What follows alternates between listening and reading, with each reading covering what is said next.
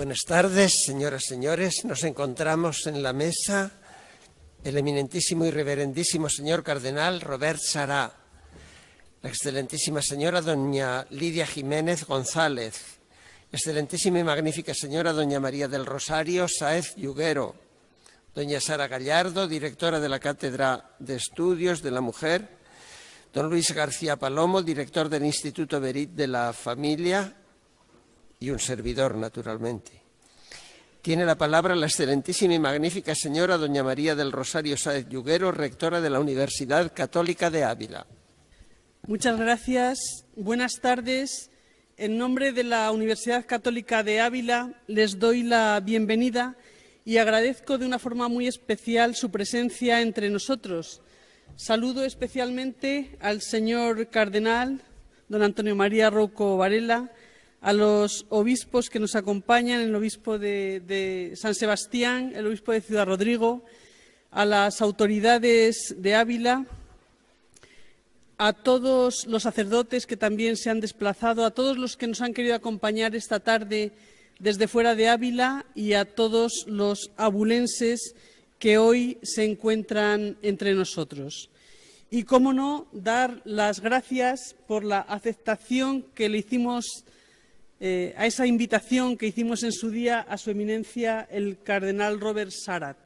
Muchísimas gracias por venir a la Universidad Católica de Ávila, porque para nosotros es un honor contar con usted. La universidad es la casa donde se busca la verdad y pensamos que el cardenal Robert Sará es un foco potente de luz para encontrar esa verdad sobre la humanidad, sobre la persona y sobre la familia. Muchísimas gracias. Tiene la palabra la excelentísima señora doña Lidia Jiménez González, presidenta del Consejo Directivo de la Universidad Católica.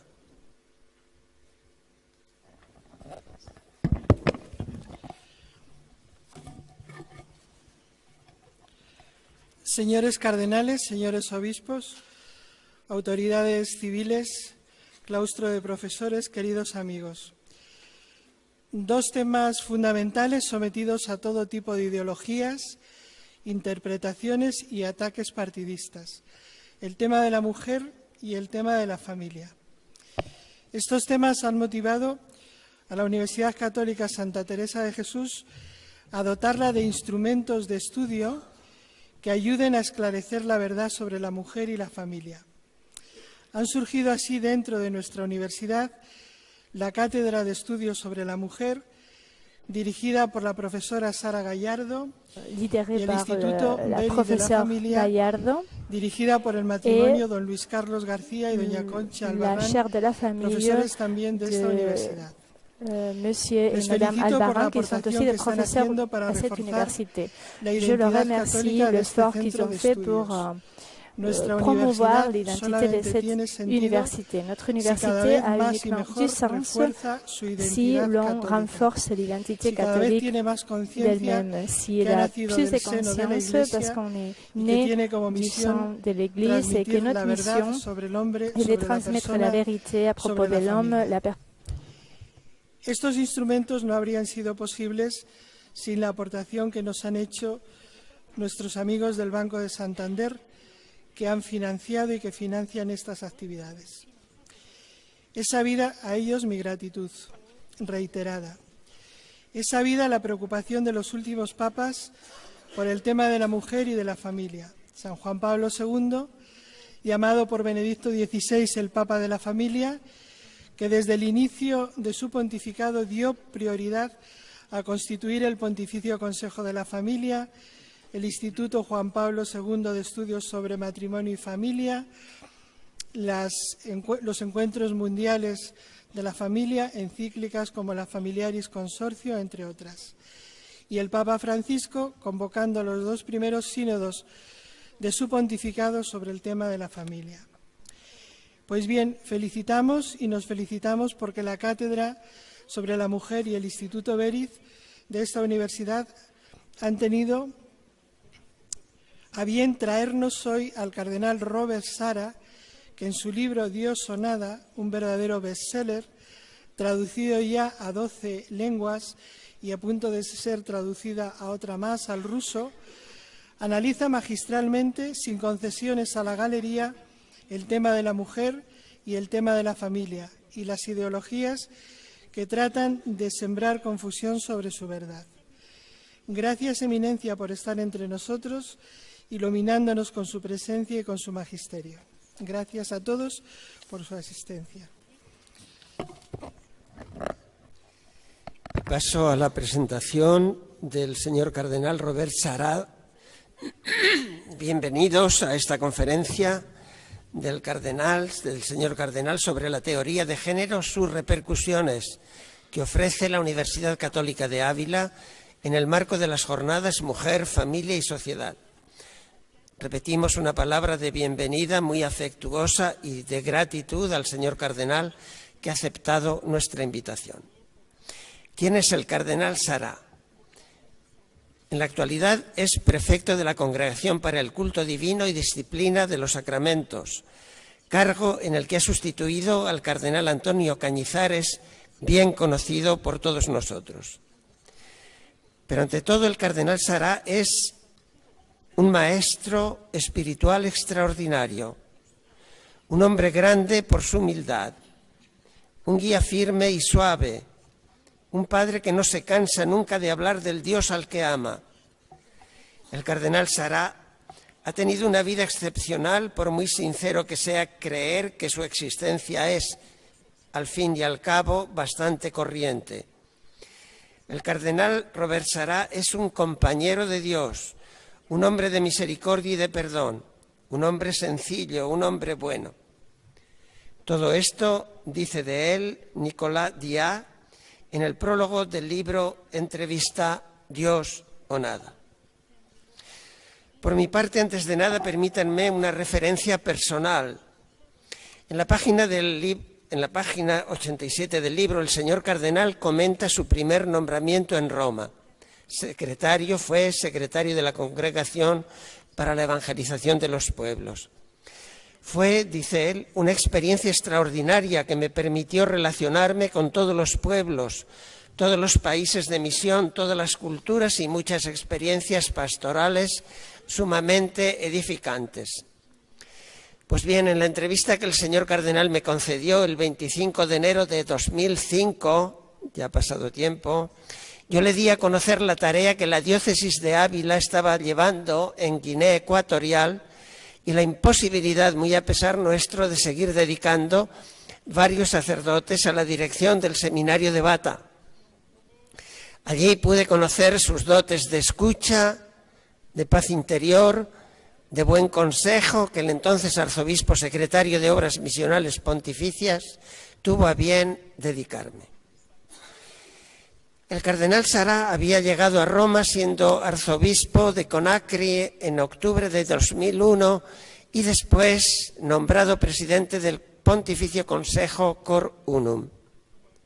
¿Cuál es la reseña biográfica del señor cardenal hasta llegar a Roma?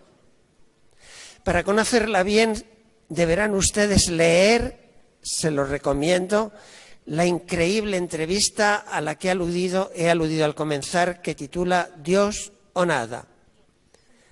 Nació en uno de los poblados más pequeños de Guinea, cerca de Senegal, hace 70 años, no sé si es indiscreto decir la edad.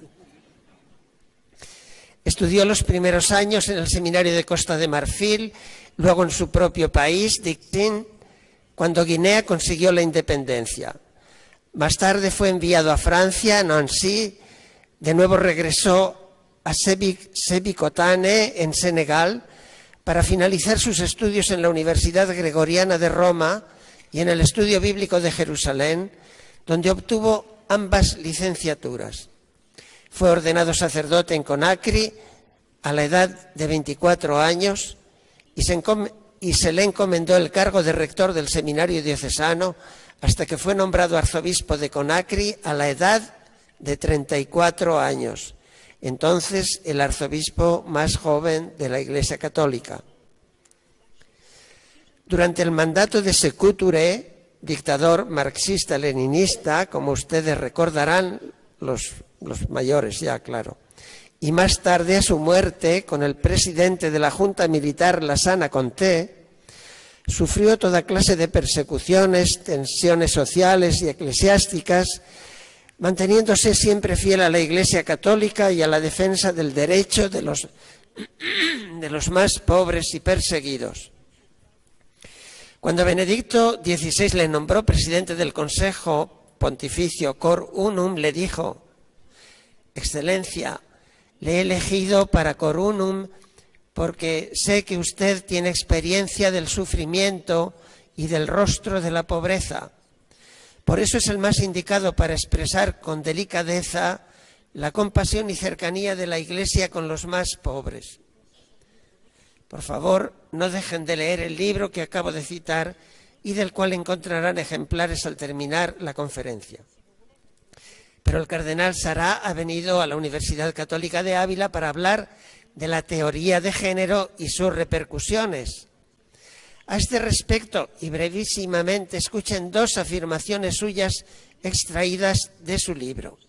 Primera, la visión africana del hombre es esencialmente trinitaria. En cada uno de nosotros hay algo divino. Dios, uno y trino, habita en nosotros e impregna todo su ser. Y segunda, según la ideología de género, no existe diferencia ontológica entre el hombre y la mujer. Las identidades masculina y femenina no están inscritas en la naturaleza. Se trata del resultado de una construcción social, un papel que desempeñan los individuos a través de tareas y funciones sociales. Sin más, pasamos a escuchar al señor cardenal.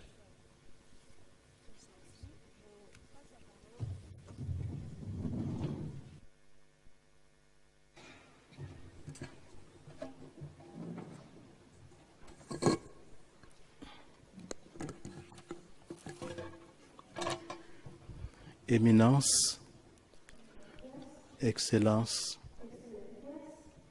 bien chers amis, je remercie Dieu pour l'honneur et le privilège d'être avec vous ce soir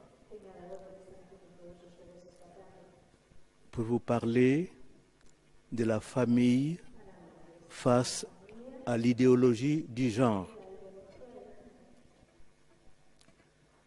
Le cardinal Carlos Caffarra, archevêque émérite de Bologne, premier président de l'Institut d'études Jean-Paul II sur le mariage et la famille, a déclaré ceci au cours d'un entretien qui date déjà du 16 février 2008. Lorsque je fus nommé par le Saint-Père premier président de l'Institut Jean-Paul II d'études sur le mariage et la famille, j'ai reçu une lettre de Sœur Lucie de Fatima que l'on peut retrouver dans les archives de l'Institut. Celle-ci me disait sans ambiguïté ceci: la bataille finale entre le Seigneur et le règne de Satan concernera le mariage et la famille. Toutefois, ajoutait-elle, n'ayez aucune crainte, car tous ceux qui agissent en faveur de la sainteté du mariage et de la famille rencontreront toujours des oppositions. On les combattra avec tous les moyens possibles parce que cet enjeu est décisif. Toutefois, Notre-Dame a déjà écrasé la tête de Satan. De son côté, à la suite de son voyage apostolique à Fatima,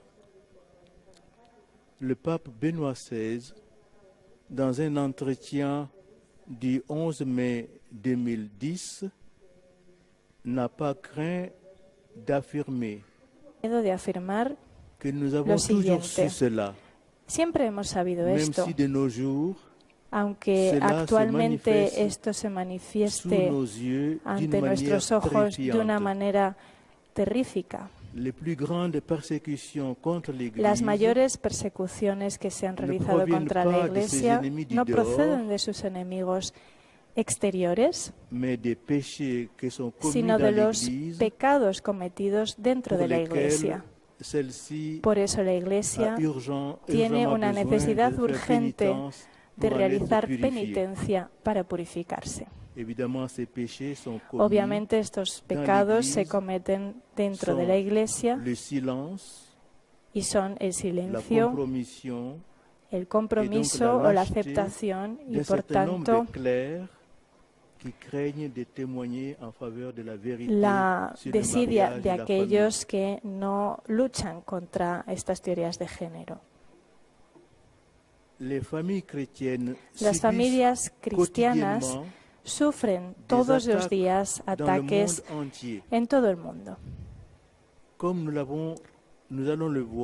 vamos a ver, la ideología del género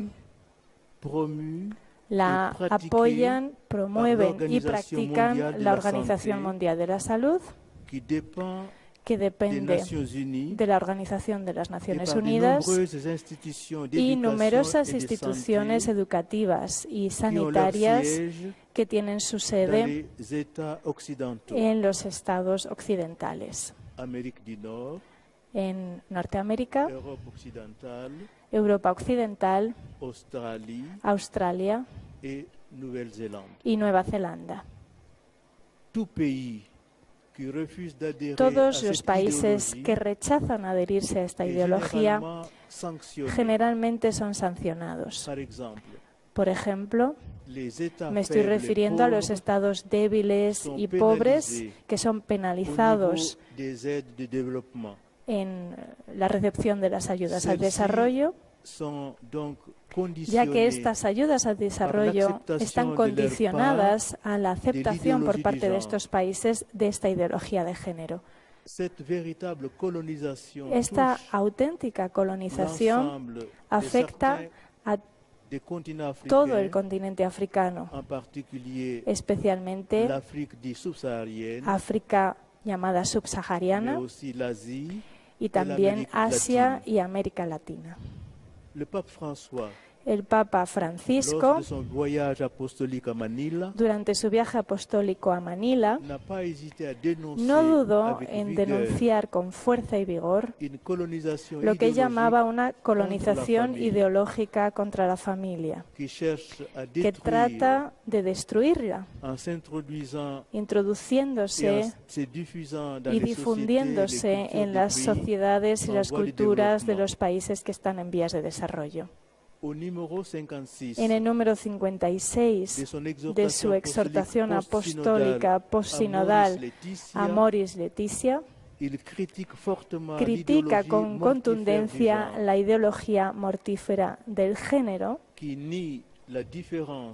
niega la diferencia y la reciprocidad natural entre un hombre y una mujer. Deja entrever una sociedad sin diferencia de sexo y socava la base antropológica de la familia. Esta ideología provoca la existencia de proyectos educativos y orientaciones legislativas que fomentan la creación de una identidad personal y una identidad afectiva cortadas radicalmente de la diversidad biológica que existe entre el masculino y el femenino. El cardenal Francis Arinze comentaba estas palabras del Papa Francisco y dijo lo siguiente: los medios de comunicación tienen la costumbre de desfigurar, secularizar e incluso comercializar el matrimonio y la familia. Esto resulta muy evidente en aquellos programas que están llenos de erotismo y pornografía, que además están destinados también a los niños. En muchos países occidentales, desde la educación infantil, los niños reciben una reeducación, es decir, se les manipula y se contamina su conciencia con la ideología del género. En algunos países, las familias ni siquiera tienen la opción de elegir. Por ejemplo, en 2006, en Alemania, se quiso obligar a una familia cristiana protestante con 8 hijos a participar en experimentos bastante chocantes bajo la égida de la educación sexual. Sus padres decidieron no mandar a sus hijos al colegio, a esas clases, y fueron condenados a una pena de cárcel. Yo mismo, en mi libro titulado Dios o nada, he denunciado con contundencia la teoría del género como un ataque frontal contra la familia y su voluntad de destruirla, insistiendo en su aspecto especialmente deletéreo para los países africanos, que están sometidos a un nuevo colonialismo por parte de los países occidentales, o directamente, o bien a través de organizaciones internacionales que están totalmente dominadas por estos países sin vergüenza ninguna. ¿Cuál es la génesis de la ideología del género? El género, lo que se dice gender en inglés, tiene su origen en el campo de las ciencias humanas, de las humanidades, de inspiración freudiana. Fue un término acuñado en 1955 en Estados Unidos. John Money, psiquiatra de Harvard, se enfrentaba a casos de hermafrodismo e introdujo el concepto de función de género, gender role en inglés, que definió de la manera siguiente. Género son todas las cosas que dice o hace una persona para mostrarse como poseedor de un estado, de un estatus de hombre o de mujer. Si nos atenemos a esta definición, esta nueva noción de función social como fuente de la identidad sexual, contenía el germen de todo proyecto ideológico del género, como hemos visto que se desplegó o que se desarrolló en las siguientes décadas. 35 años después, ya en los años 90 del pasado siglo, Judith Butler,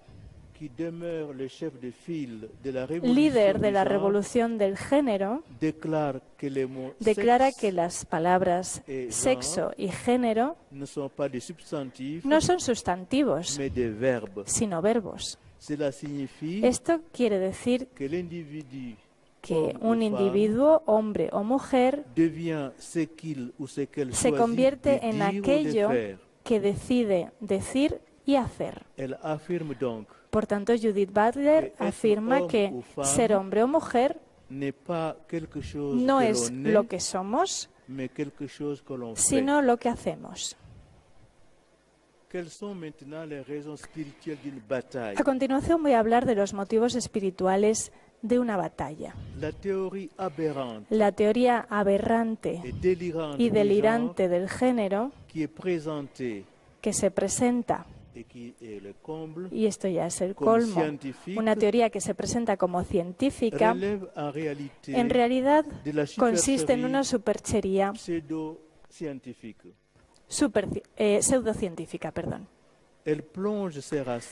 Tiene sus raíces en un humus o un mantillo, un terreno que se puede calificar de especialmente turbio, y a propósito del cual no dudo en decir que veo que tiene dentro la mano del propio diablo.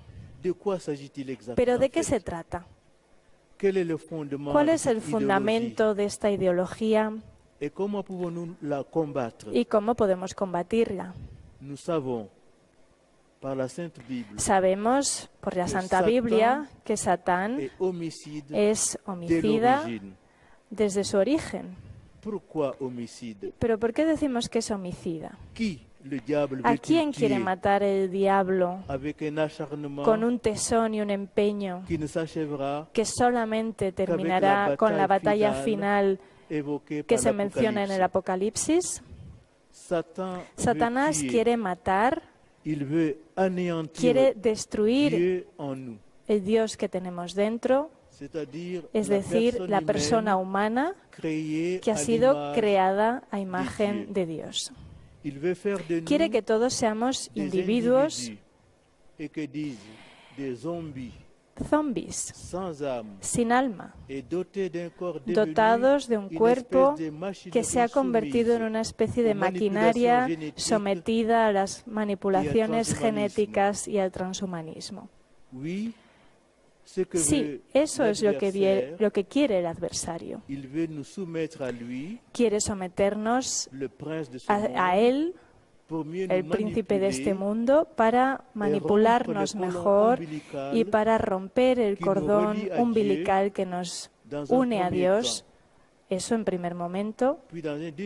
Y después, en un segundo momento, nos quiere manipular con la ilusión, como si tuviéramos una fascinación infundada, para decirnos que solamente somos un conjunto de células destinadas a sobrevivir gracias a una tecnología que cada vez es más sofisticada. Y así liberarnos de nuestra condición humana para hacer de nosotros nuestros propios dioses. La pseudo-liberación del hombre se inscribe en la historia de los 3 últimos siglos, y en este sentido la ideología del género es el último avatar lamentable. Y me voy a explicar. Se ha producido la liberación del Dios Padre, se produjo ya hace bastante tiempo, cuando las democracias occidentales se formaron en un contexto deísta. Los grandes pensadores del racionalismo, desde Voltaire a Diderot, pasando por D'Alembert, dieron lugar a la famosa Revolución Francesa, que la corriente laica presentó como la génesis de la liberación del hombre con respecto al Dios de los cristianos y con respecto también, por tanto, a la Iglesia y a su magisterio, que fueron calificados todos de opresivos. Por tanto, para los racionalistas, Dios es el arquitecto supremo del universo que se desinteresa totalmente de sus criaturas. El deísmo de los enciclopedistas, por tanto, ha matado la paternidad en Dios. Jean-Jacques Rousseau dijo que la paternidad es un privilegio social. Es lo que yo llamo cortar el cordón umbilical. Y esta etapa decisiva va a dar lugar a otras etapas que paulatinamente van a convertir a la persona en un individuo y a continuación en un zombi. De hecho, si Dios ya no es el Padre, el ciudadano deja de ser el hijo y por tanto también deja de ser una persona que recibe todo de su padre. Se convierte así en un individuo abandonado a sí mismo para la organización del mundo abandonado a la organización del mundo y a su propio destino. Como ya no recibe su identidad, ya no la recibe de aquel a cuya imagen y semejanza ha sido creado, la persona tiene que construirla ella misma, tiene que construir su identidad basándose en su única razón. Como dijeron los papas Juan Pablo II y Benedicto XVI, las dos alas que nos permiten elevarnos hacia la contemplación de la verdad son la fe y la razón. Si cortamos el ala de la fe, el hombre se desequilibra. Y de hecho, han hecho falta 3 siglos para que el hombre se choque contra la tierra firme de sus falsas convicciones, para que sea pisoteado, aplastado como un vulgar insecto. Primero, en los campos de concentración nazis, en los gulags comunistas y después de una manera más aséptica, en el fango de la ideología del género. Actualmente, con la ideología del género, el hombre está abandonado, denostado, se le destruye, se destruyen sus valores, su sexualidad, y es poco menos que un animal. El hombre está abandonado a su única razón y por tanto pierde poco a poco todo contacto con la fuente, la paternidad de Dios, que es la que ilumina su conciencia. Es cierto que las declaraciones de los derechos humanos, los preámbulos de las constituciones y las primeras cartas de la Sociedad de Naciones y de las Naciones Unidas, redactadas en los siglos XIX y XX, son aún en gran medida el reflejo de las normas de derecho natural. Pero el derecho positivo, que actualmente reina sin ningún compromiso, sin ambajes, se aleja poco a poco y obliga a los legisladores a callarse en el mejor de los casos o a renunciar a sus opiniones incluso en el peor de los casos. Veamos un ejemplo, el más grave y el más significativo. Los estados occidentales, al igual que las instancias internacionales que ellos mismos controlan, como por ejemplo la Unión Europea, son incapaces de definir de forma clara qué es un embrión humano y afirman aquello que toda conciencia humana ya sabe, al igual que lo sabe la ciencia, y que constituye una norma esencial y fundamental del derecho natural. Es decir, que desde el momento de su concepción, el embrión humano es un ser humano que consecuentemente tiene un derecho imprescriptible y absoluto a la vida.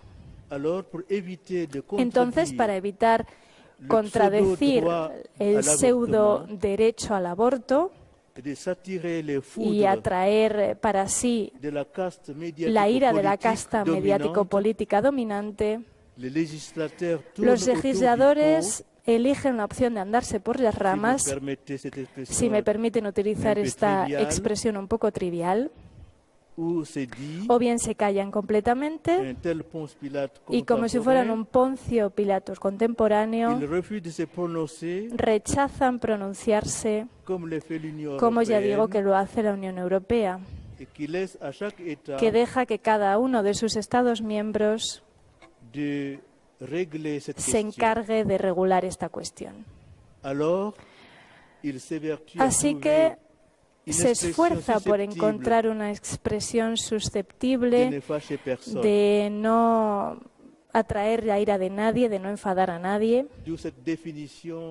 Y es entonces cuando aparece esta definición que cuanto menos es enrevesada. Esta definición que la Comisión Consultiva Nacional de Ética Francesa se inventó en el año 1984. Y cito: el embrión es una persona humana potencial. Fin de cita.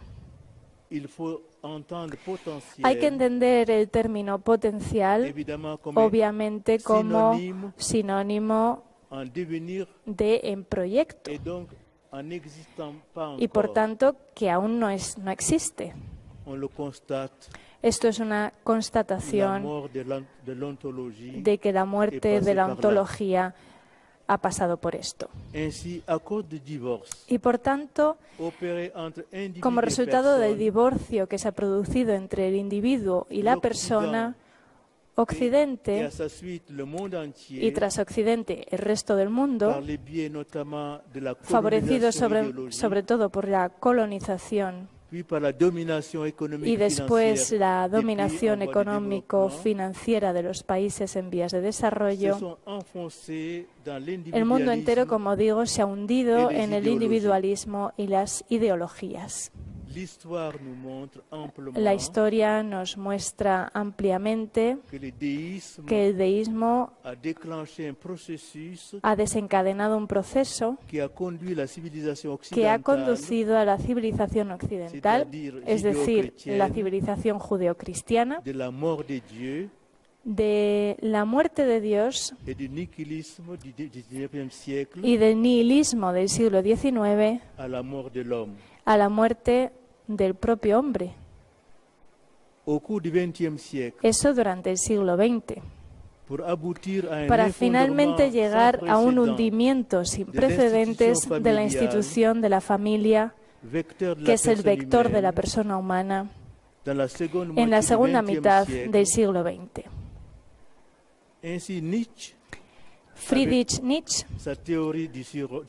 o Nietzsche, con su teoría del superhombre que presentaba como el remedio a la desesperación provocada por la muerte de Dios,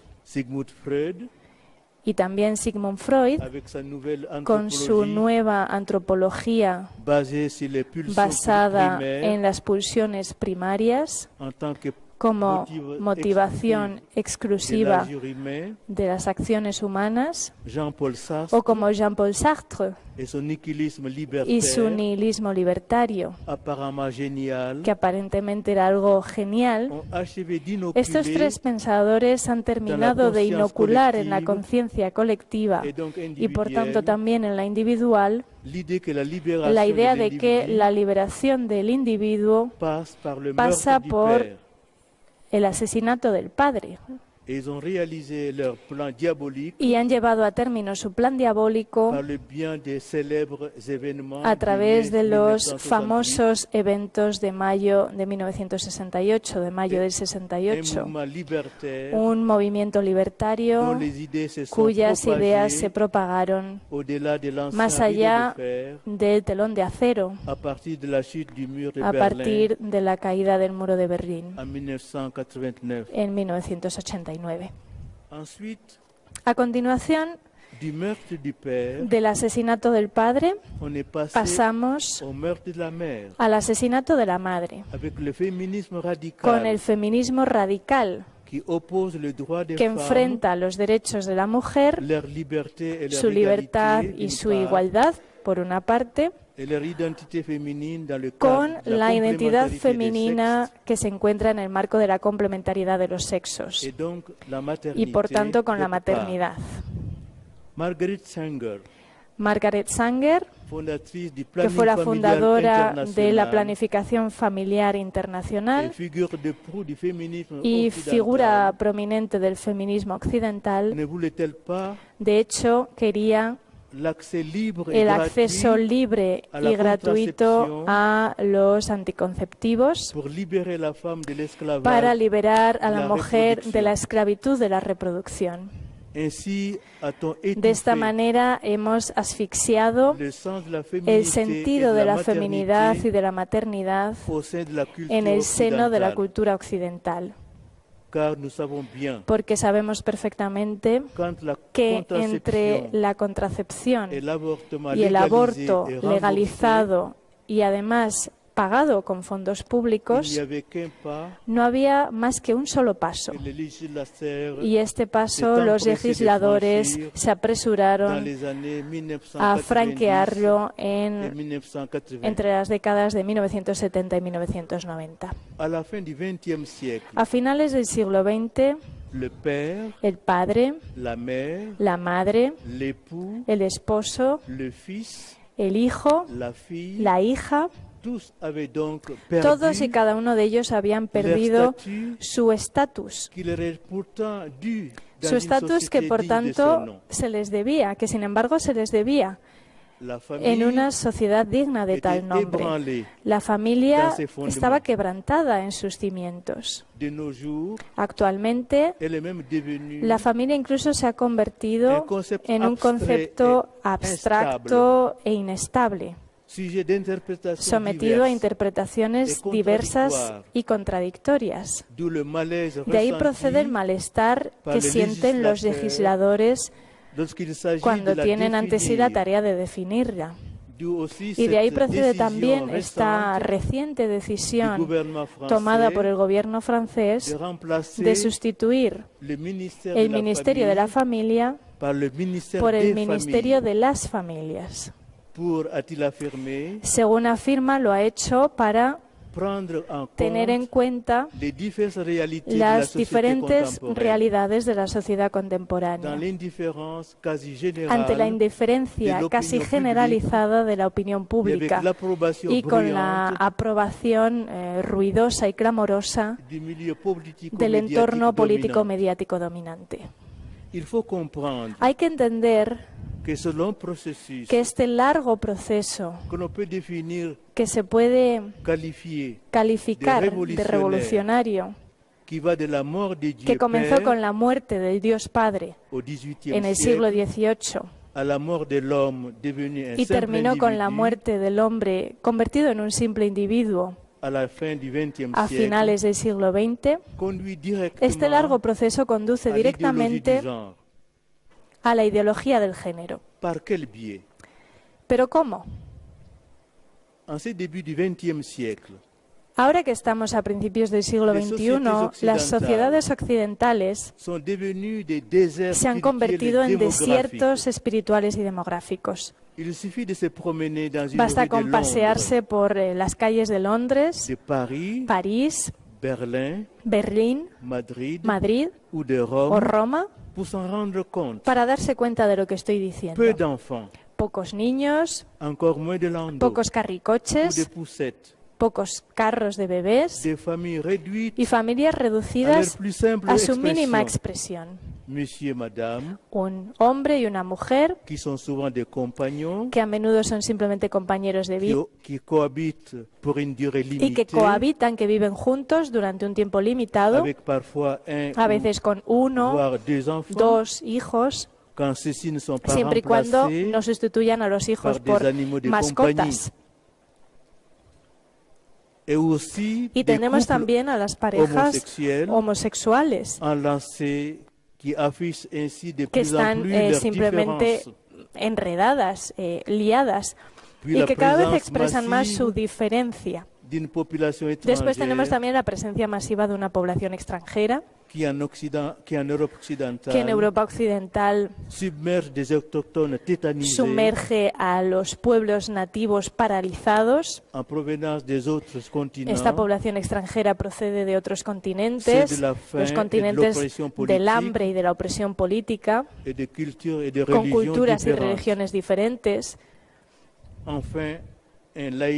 es en definitiva un laicismo, un relativismo y una indiferencia generalizados y alimentados por ese famoso díptico del Imperio Romano en su máximo apogeo, y al mismo tiempo abocado a la depravación y a un declive inevitable. Panem et circenses. O si prefieren que utilicemos un vocabulario más actual, esa sociedad de los bienes de consumo y del ocio, pero llevado a su máximo exponente, a ultranza. Todo esto en lugar de el esfuerzo y del trabajo. Estos ciudadanos individuos que son individualistas se entregan a la soledad en el mejor de los casos y en el peor de ellos al suicidio. Suicidio a veces asistido y legalizado. Estos ciudadanos son radicalmente indiferenciados. No son más que consumidores que los sitios web, Internet, utilizan como su mercado gracias a las evaluaciones estadísticas de lo que desean. Esto que acabo de describir es la imagen de la sociedad occidental del vacío, que además es una sociedad depresiva y adolescente. De ahí al bricolaje del género solamente había un paso. Es ese vacío que ha permitido a los Mefistófeles occidentales, sobre todo a los estadounidenses, afinar su proyecto de reconstrucción social basado en bases pseudocientíficas y laicistas, que son verdaderamente diabólicas. El caldo de cultivo está listo para la revolución final. La revolución que corresponde además al combate definitivo, que es el que menciona el Apocalipsis, que es la revolución del género, que convierte al individuo en un zombie. Es el nihilismo total, radical, absoluto, que es el preludio de la muerte de la humanidad. Es la hora del combate entre lo tenebroso, entre estas tinieblas, donde naufraga una humanidad que está enfrentada a los demonios del nihilismo libertario. El combate entre esto y la luz que solamente la Iglesia puede aportar, puede llevar, como si fuera una antorcha, que se parece en demasiadas ocasiones a esa pequeña llama de la esperanza que cantaba Charles Péguy hace ya un siglo, y que ninguna tormenta ni borrasca podrá apagar.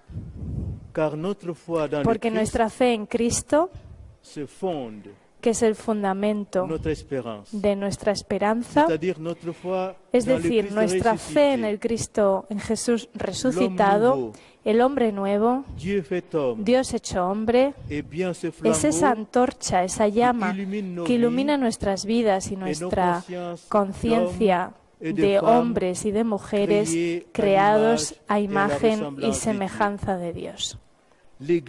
La Iglesia es el último y el único refugio que existe contra esa nueva barbarie del género.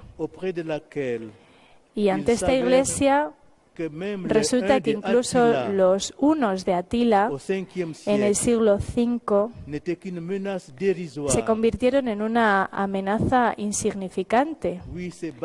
Estos bárbaros que en el crepúsculo del imperio que se había convertido ya en cristiano, el Papa León I consiguió detenerlos en las puertas de Roma gracias a su persuasión.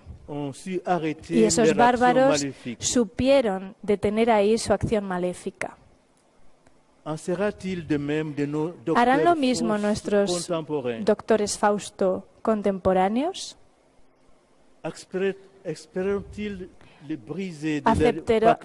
¿Aceptarán romper su pacto diabólico contra o con el adversario, que es el que les dice, como dijo a nuestros primeros padres, vosotros vais a ser como dioses?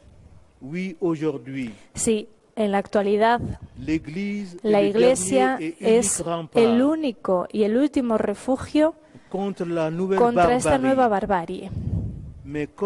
Pero si tenemos en cuenta las costumbres y los hábitos paganos en este mundo moderno, la palabra de la Iglesia tiene que ser clara, tajante, sin ambigüedad y con la fuerza suficiente para sustraer a los creyentes de aquello que les aleja de la alianza de Cristo y sus enseñanzas.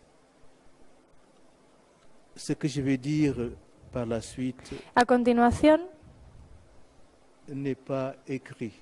voy a hablar de algo que no está en la conferencia que había escrito originalmente. Pero quiero decirlo porque hay algo que me parece triste. Los países occidentales han decidido secularizar, oponerse frontalmente y radicalmente a Dios, dictando leyes que destruyen todo lo que ha dicho Dios sobre la familia y sobre el matrimonio. Hay una voluntad y medios financieros y técnicos y mediáticos, no solamente para romper o destruir, sino también y sobre todo, diría yo, para acabar con la noción del matrimonio, para desestructurar y desnaturalizar lo que es la célula de la familia. Por desgracia, sobre todo en los países más opulentos, pero en todas partes, están deseosos de modificar la doctrina y la moral cristianas en todo lo que se refiere al matrimonio y otras estructuras regulares. Los guardianes de la fe son los que deberán defender lo que defiende el magisterio de la Iglesia y tienen que saber que tendrán que rendir cuentas ante Dios y que el problema fundamental que supone la destrucción de la fe en el matrimonio es un problema moral natural. Y en este plano natural, el hombre y la mujer son llamados a unirse de forma indisoluble para dar testimonio de la ternura, para apoyarse mutuamente en una complementariedad armoniosa. Esta realidad natural es esta realidad material que el Señor elevó a sacramento. Y es esto lo que la Iglesia tiene que defender y proteger hasta la muerte, para la salvación de la humanidad.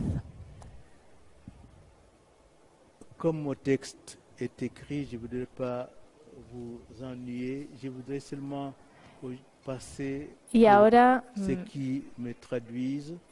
voy a continuar con la conferencia después de este inciso. Y ahora voy a pasar a la última parte de la conferencia.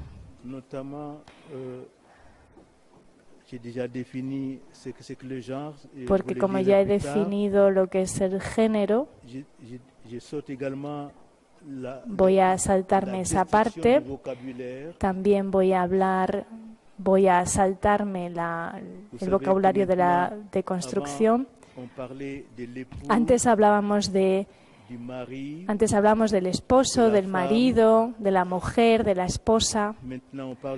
Ahora, sin embargo, se habla de compañeros. Antes se hablaba de la maternidad. Pero ahora hablamos del derecho de la mujer a disponer de su cuerpo libremente. Antes hablábamos de la familia.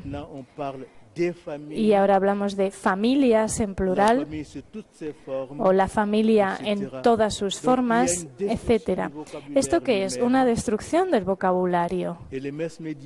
Y los medios de comunicación de masas nos quieren introducir en este nuevo vocabulario. También me voy a saltar de aparte de la difusión de la ideología del género en los estados, con todos los medios que dichos estados utilizan para ello. Y también en cuanto a las organizaciones internacionales. Voy a pasar a lo que yo llamo la dictadura, a través de la subversión ideológica y de la sumisión ideológica. Según la ideología del género, la familia se ha convertido en un lugar donde se negocia el poder. Ya no es la célula básica de la sociedad, y ni mucho menos es un lugar de amor ni de comunión interpersonal. La familia, decían los teóricos del género, era una fuente de desigualdad. Y por eso hay que cambiar las relaciones de poder entre los hombres y las mujeres, entre los niños y las niñas, y hay que hacerlo desde la enseñanza primaria.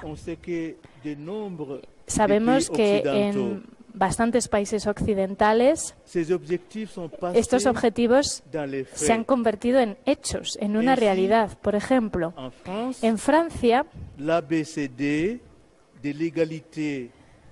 existe un programa de enseñanza que se llama el ABC de la igualdad, que fue idea de Najat Vallaud-Belkacem, cuando era ministra de los derechos de la mujer, y el objetivo de este programa era luchar contra el sexismo y los estereotipos de género, según decía ella. Este programa se introdujo de forma experimental a partir del curso 2013-2014 en 600 aulas de educación infantil y primaria en Francia.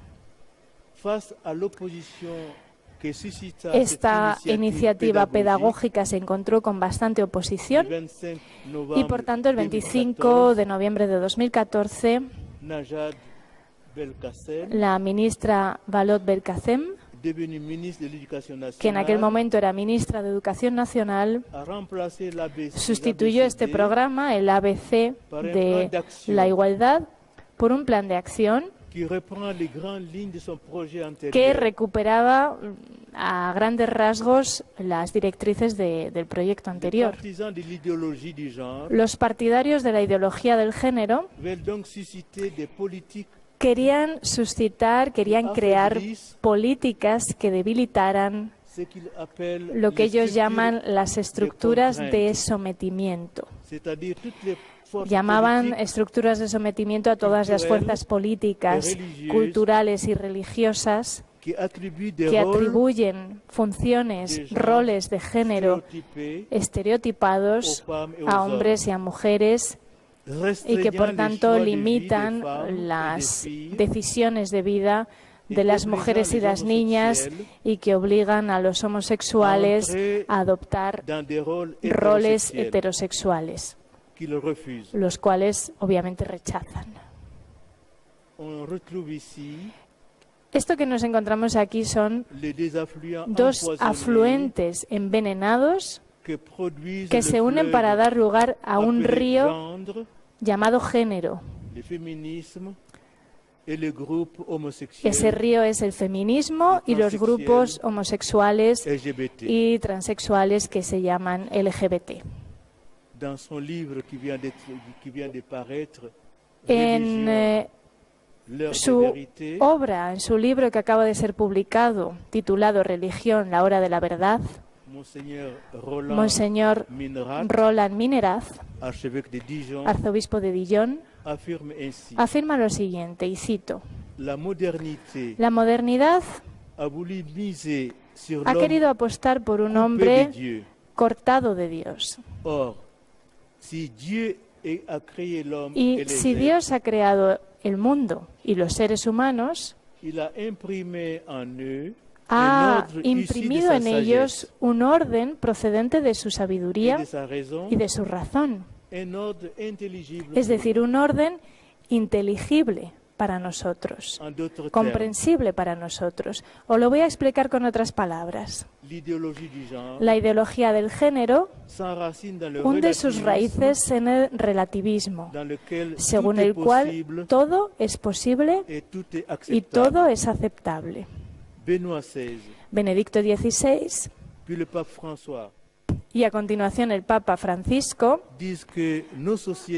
han declarado que nuestras sociedades se orientan hacia una dictadura del relativismo que solamente reconoce el propio ego y sus propios deseos. Esta ideología, que ha penetrado en todas las capas de la sociedad, se inmiscuye dentro de la Iglesia desde el exterior, pero también desde dentro, también desde el interior. El arzobispo emérito de Chicago, fallecido en abril de 2015, el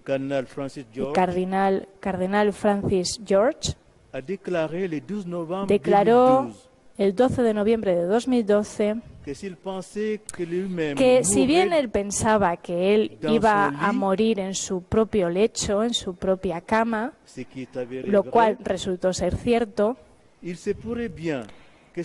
era bastante previsible que su sucesor falleciese en la cárcel y que el sucesor de su sucesor bien podría morir siendo mártir en una plaza pública por haber, por ejemplo, denunciado la decadencia de una sociedad, esforzándose por reconstituir de forma paciente la civilización, exactamente como ha hecho la Iglesia en multitud de ocasiones en la historia de la humanidad. Por tanto, existen grupos de presión, lo que se llaman lobbies, que quieren imponer la ideología del género y del relativismo moral. Y si la familia está en peligro, también está en peligro la sociedad y también la fe.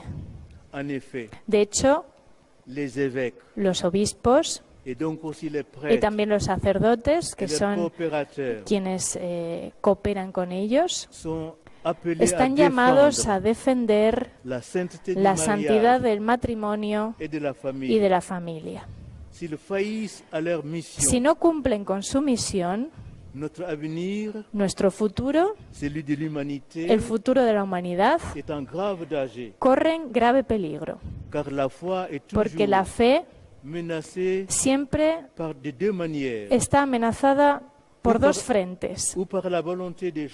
O está amenazada por la voluntad de modificar esa doctrina inmutable, o está amenazada porque se da un mal ejemplo. Actualmente somos testigos especialmente del combate que se está librando, un combate frontal y violento entre el espíritu del mundo y el Espíritu Santo. Y voy a explicar en qué consiste esto. En los orígenes de la Iglesia, por ejemplo, en la época en Roma, sabemos que San Pablo, y lo verán si leen la epístola a los Romanos capítulo 1, sabemos por San Pablo, por tanto, que el contexto cultural era bastante similar al contexto cultural que estamos viviendo actualmente, con la banalización del adulterio, la poligamia, la homosexualidad, el aborto. Los cristianos de esta época, de aquella época, no aceptaron ningún compromiso, sino que se mantuvieron fieles al Evangelio. Incluso aunque su testimonio fuera a contracorriente de la cultura dominante. Y gracias a su ejemplo, que fue creíble, pudieron convertirse en la levadura dentro de la masa pagana de aquella época, según nos decía Jesús. De forma que poco a poco se produjo una conversión de pueblos enteros.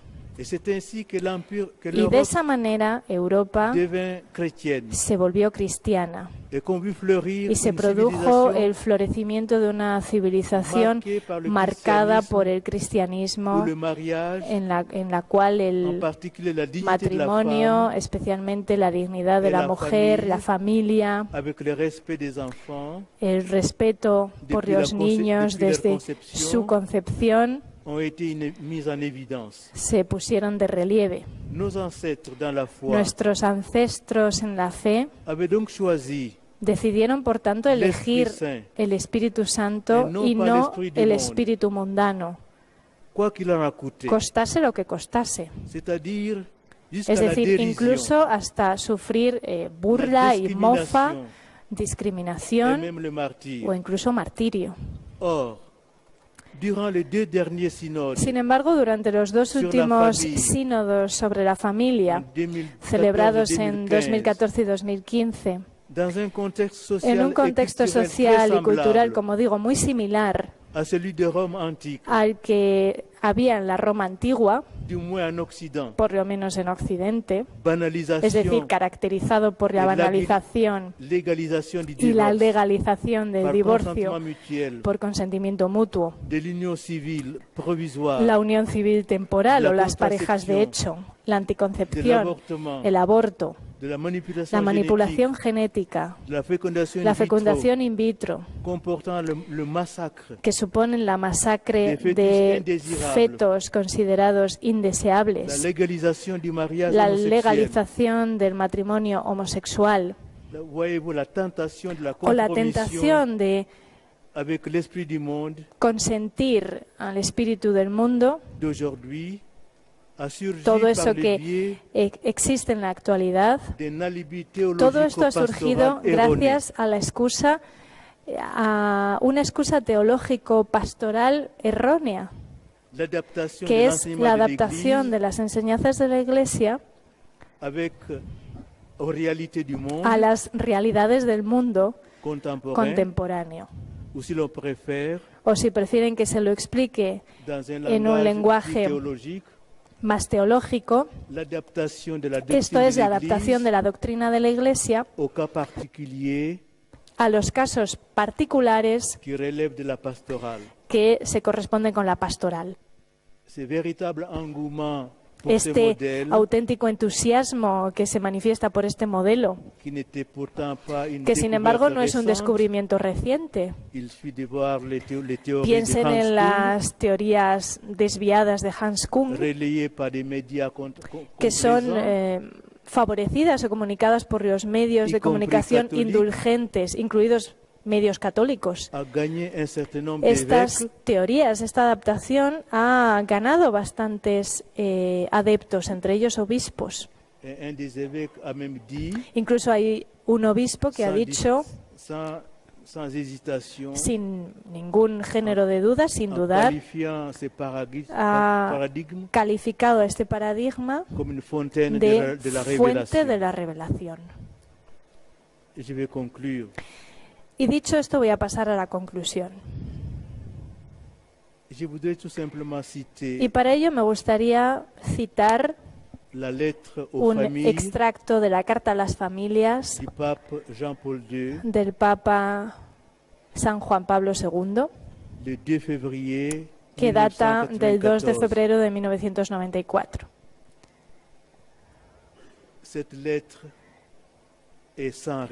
Esta carta no ha perdido ni un ápice de pertinencia y sigue siendo de aplicación muy actual.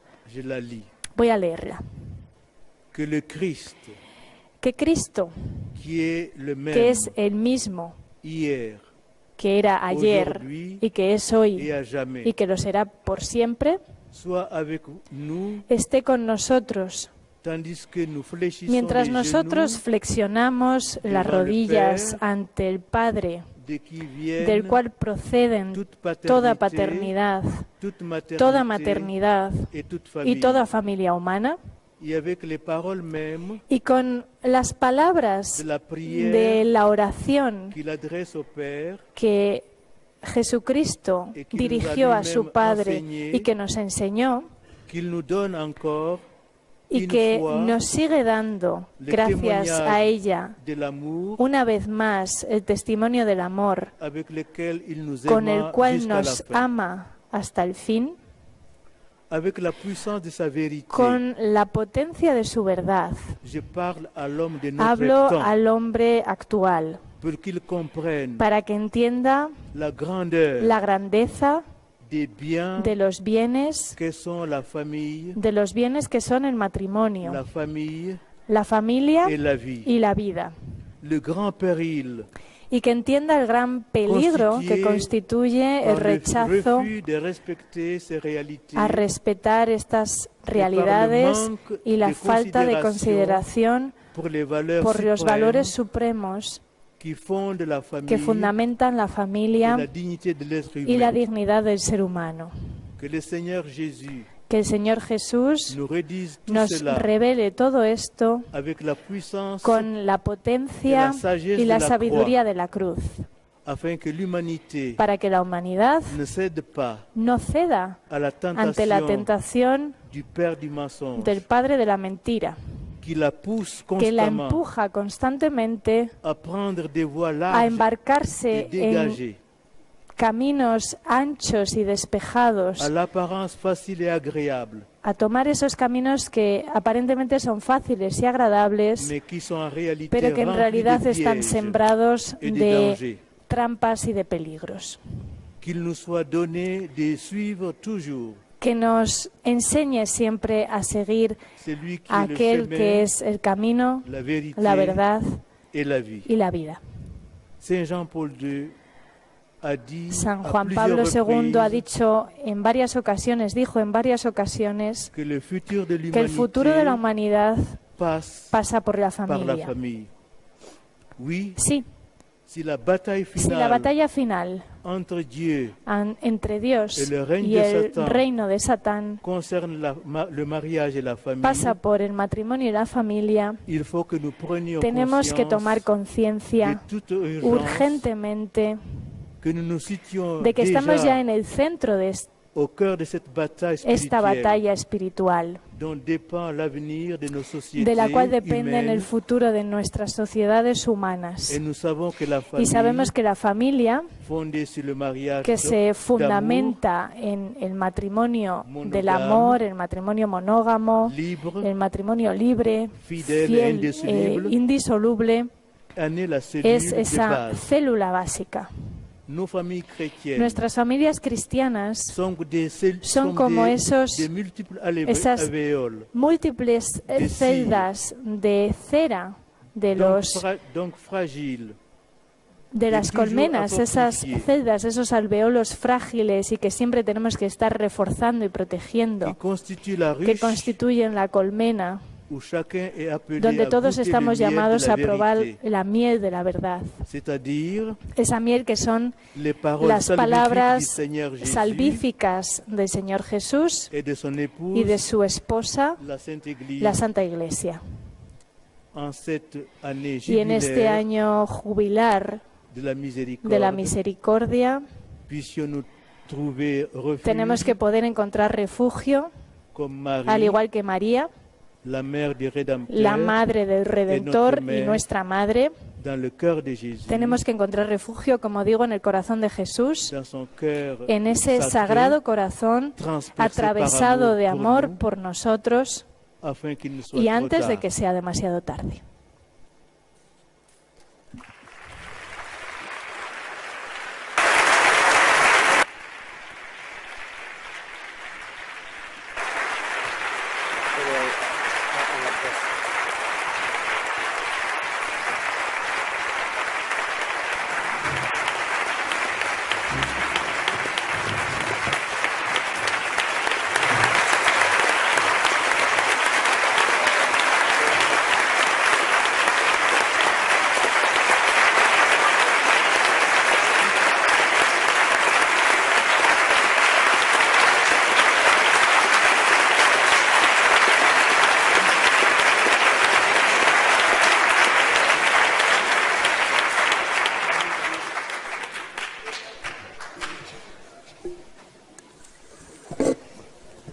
Después de esta impresionante exposición, ustedes han presentado muchas cuestiones, no las vamos a responder a todas, me parece, solamente algunas hasta las 8:30, de manera que estén tranquilos, que podrán llegar a casa para tomar la sopa caliente.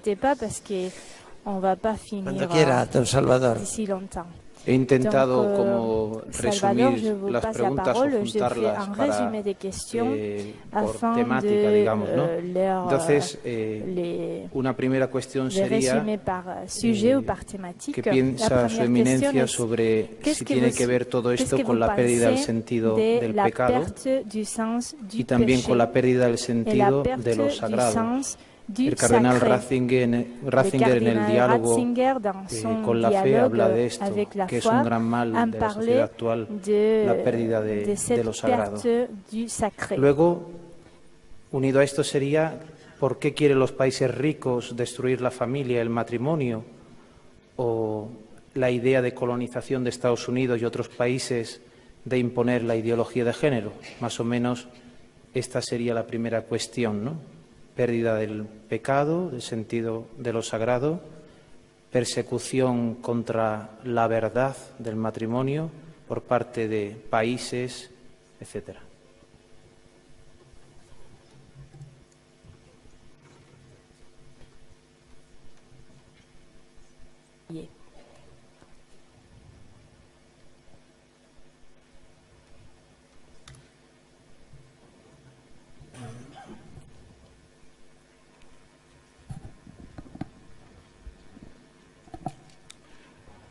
La pérdida del sentido del pecado ya se ha constatado desde Pío XII, se lleva constatando desde los tiempos del Papa Pío XII. Pablo VI retomó la cuestión y actualmente constatamos una pérdida absoluta del sentido del pecado. Porque hemos perdido a Dios. Y no hay pecado si no hay una visión clara de la vocación que Dios ha imprimido en nosotros. Dios nos ha hecho a su semejanza, a su imagen, y actualmente incluso, si retomamos la lectura del apóstol Pedro, pero Pedro se inspiró en el libro del Levítico, San Pedro nos recordaba que estamos llamados a hacernos santos porque Dios es santo. Y si no percibimos esa santidad de Dios,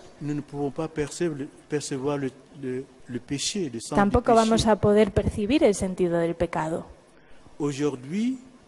En la actualidad, todo lo que me gusta, todo lo que me va bien, está bien. Y por tanto, la pérdida del pecado procede de la pérdida de Dios. Y por eso, la primera preocupación del Concilio Vaticano II era cómo ayudar a la humanidad a volver a encontrar a Dios. Por eso, el primer texto que publicaron fue la literatura Sacrosanctum Concilium, que dice que Dios, que la liturgia consiste en orar a Dios, en rezar a Dios. Y para reencontrarnos con Dios, vamos a necesitar hacerlo para reencontrar el sentido del pecado. La gran dificultad que existe hoy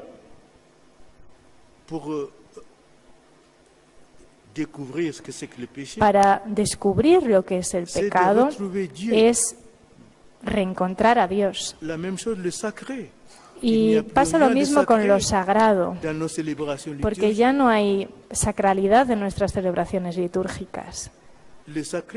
Lo sagrado es lo que se reserva a Dios, lo que se consagra a Dios.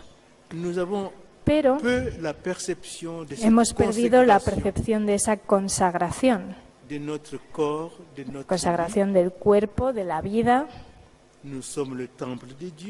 Nosotros somos el templo de Dios y nuestro corazón, tiene que estar consagrado a Dios. Aunque no estemos bautizados, pero sobre todo cuando estamos bautizados, nuestro cuerpo es la casa, el templo de Dios. Por tanto, somos un lugar sagrado.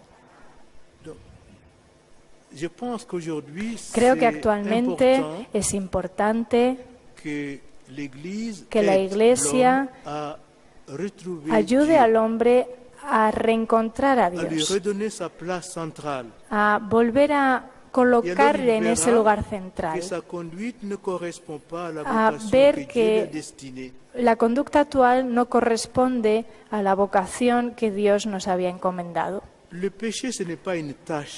Un pecado no es una mancha, es una ruptura relacional entre el yo y el Dios.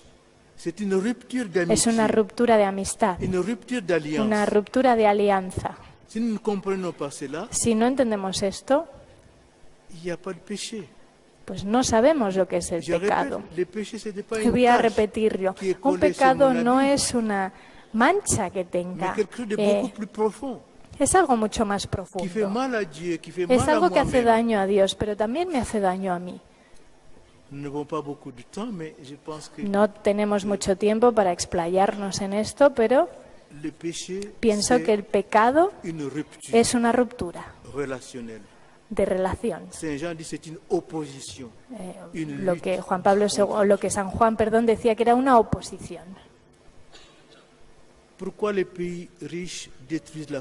Los países ricos quieren destruir la familia, que era el segundo componente de esta pregunta. Esta pregunta es para todos ustedes. Pero creo que puedo decir algo al respecto. Cuando somos ricos, no necesitamos nada, ni a nadie, ni siquiera a Dios. Entonces, al abandonar a Dios, abandonamos también todos los proyectos de Dios para la humanidad, para la familia. Nos creemos dioses nosotros y nos alabamos a nosotros mismos, halagamos nuestros valores.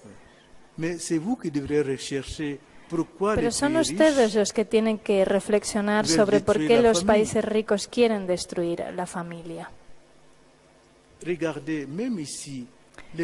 Incluso aquí, las familias pobres que tienen muchos hijos, las familias pobres tenían muchos hijos porque se consideraba que los hijos eran un don de Dios, una bendición de Dios, pero actualmente los niños son como un obstáculo para nuestra felicidad. Y por tanto, ¿qué hay que hacer con un obstáculo? Eliminarlo en la medida de lo posible. Pero yo creo que no soy el más indicado para responder a esta pregunta. ¿Cuál es la riqueza primordial de todas las sociedades? Es la familia.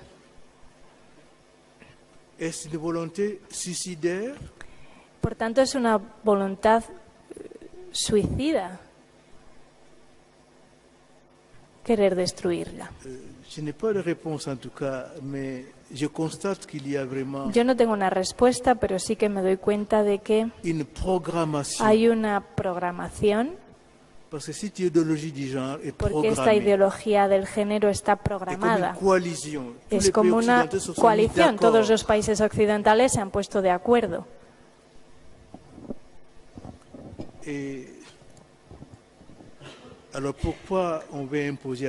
¿Por qué se quiere imponer a todo el mundo?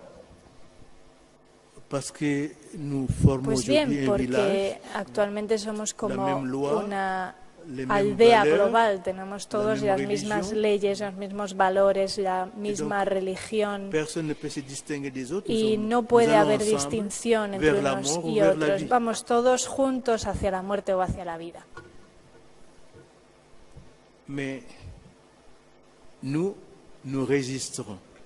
Pero vamos a resistir. Una última cuestión. Resistiremos. Y la última pregunta.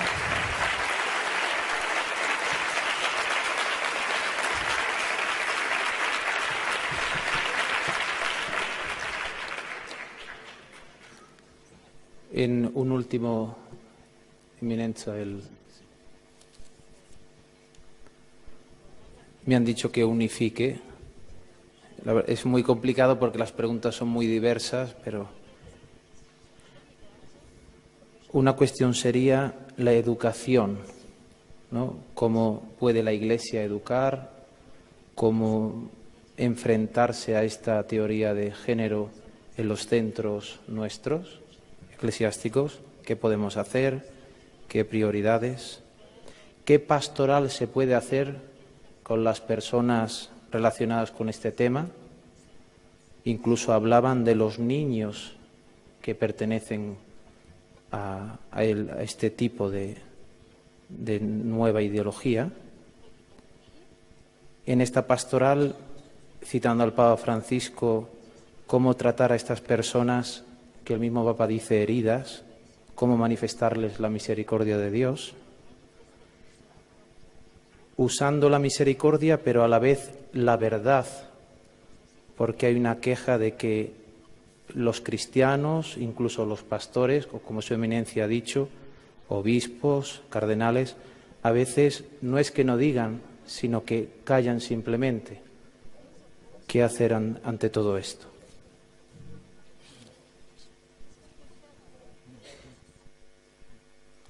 Es una cuestión inmensa. Bueno, es una pregunta inmensa. Pero la Iglesia somos ante todo nosotros, las familias. Y ustedes tienen la responsabilidad de traer al mundo niños que sean educados según los valores cristianos. Por tanto, la responsabilidad de lo que hay que hacer para oponerse a esta ideología que nos destruye a todos es que cada familia acepte y asume su responsabilidad. También tenemos la gran familia que es la Iglesia, y la Iglesia es mater et magistra, es la madre y es educadora. Educa, pero ¿cómo? Los padres de la Iglesia dicen que la Iglesia es como la luna, que la luna no tiene luz, está oscura. Solo brilla cuando recibe la luz del sol y refleja la luz del sol. Por tanto, la Iglesia lo que tiene que decir, las enseñanzas que tiene que aportar, no son por iniciativa propia, sino que son enseñanzas que proceden del sol, de Dios, de la revelación. Eso es lo que tiene que comunicar la Iglesia. Las opiniones de los sacerdotes, los obispos y los cardenales obviamente son las opiniones de la Iglesia, que es una madre atenta a las dificultades de cada uno de sus hijos. Pero cuidar a un hijo que tiene una herida profunda,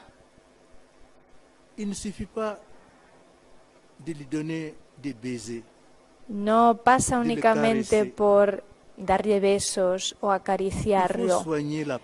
Para cuidarlo hay que tratar esa herida que tiene con una medicina, con un medicamento real. Por tanto, la Iglesia,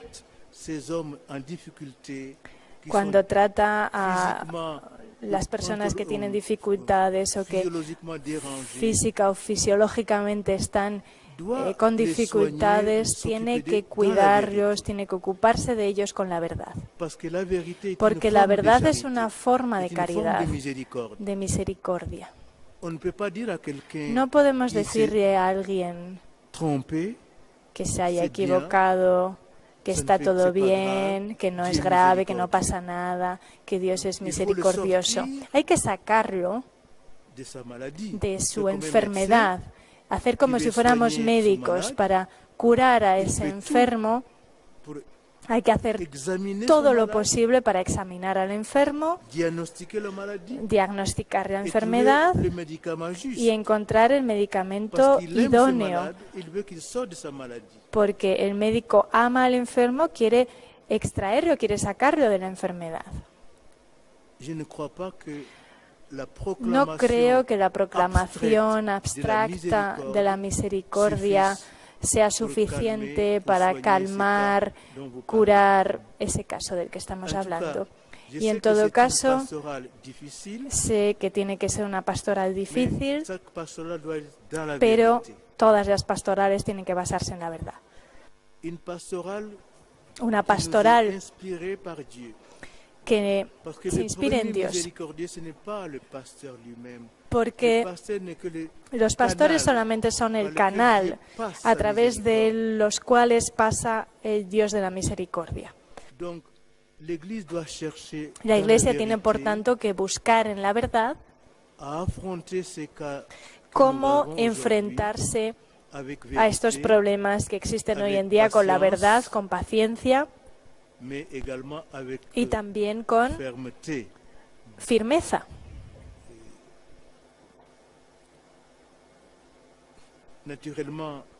Obviamente,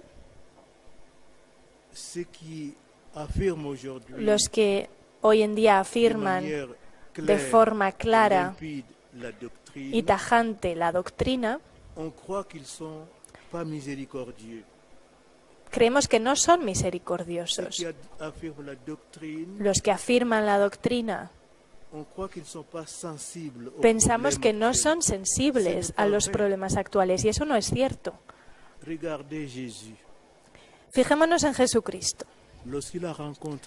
Cuando se encontró con la mujer adúltera, no lanzó la piedra.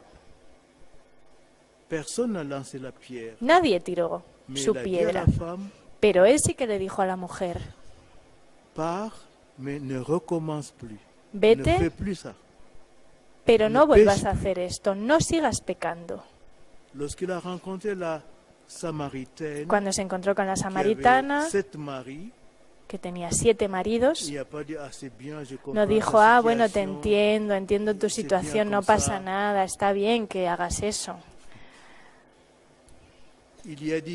No, le dijo: vete a buscar a tu marido. Y ella misma dijo: no tengo marido. Y Jesús le dijo: efectivamente, porque con el que estás ahora no es tu marido. Porque nosotros solamente tenemos un matrimonio. Voy a darles un ejemplo. Nosotros, los paganos, y lo he escrito en mi libro Dios o Nada, cuando una mujer casada, virgen, con un hombre virgen, tienen que estar juntos siempre, pero si la mujer se separa de su marido para casarse con otro y tiene un segundo marido, incluso un tercer marido, si muere con su tercero o con su cuarto marido,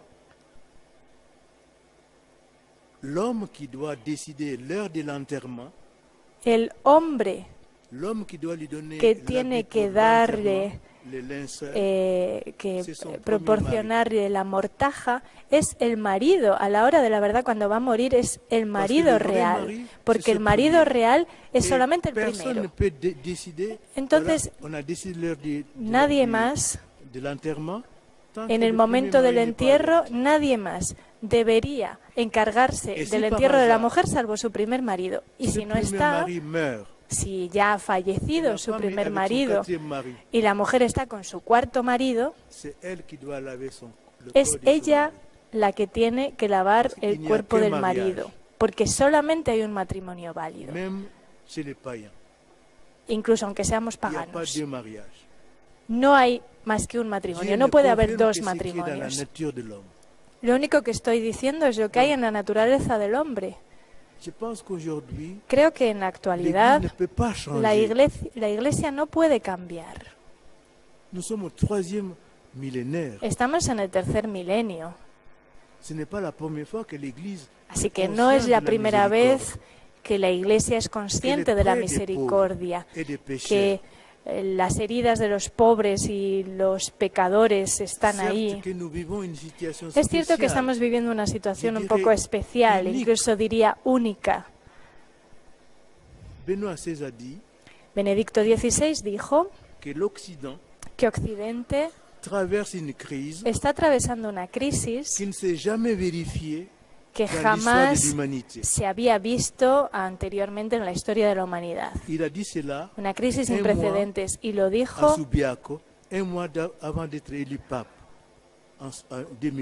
en 2005. La crisis actual de Occidente jamás había existido. Lo dijo un mes antes de convertirse en Papa. Nunca había habido nada como ahora, en que un montón de cosas son legales. La Iglesia es el único refugio actual que existe para todo esto, para la humanidad, contra todo esto.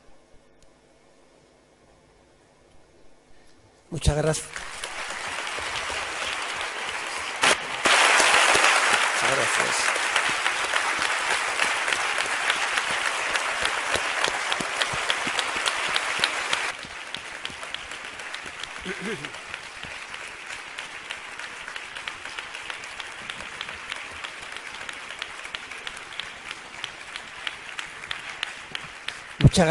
Muchas gracias, señor cardenal, por el estímulo que nos da para luchar por el futuro de la familia, de la sociedad, de la humanidad. También muchas gracias a todos ustedes y en particular al señor cardenal, al arzobispo emérito de Madrid, al señor obispo de San Sebastián y de Ciudad Real que nos acompañan. Muchas gracias. ¿Y a quién? Ciudad Rodrigo, he dicho Ciudad Real. Bueno, más o menos. Que tengan una buena noche todos. Muchas gracias.